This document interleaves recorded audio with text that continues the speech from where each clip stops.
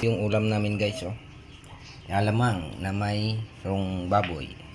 Yung bituka ng baboy. Ito yung kilawin na laman ng baboy. O, diba? Ngayon lang ako nakatikim. Ito po yung ulam.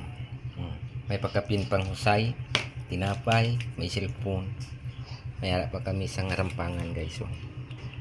Ito ay ang laruan nito guys, ang may-ari yan, oh.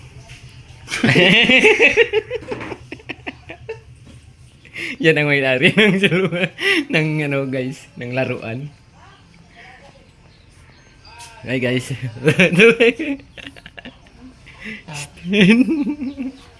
Dito namin siya niluluto guys, ha. Yan, oh, ano pa, umaaso.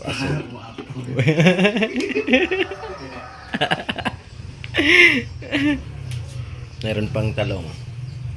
Meron pang bulado. Diba? Ay rito ang kanin. Hanggang dito na lang. So, bye-bye.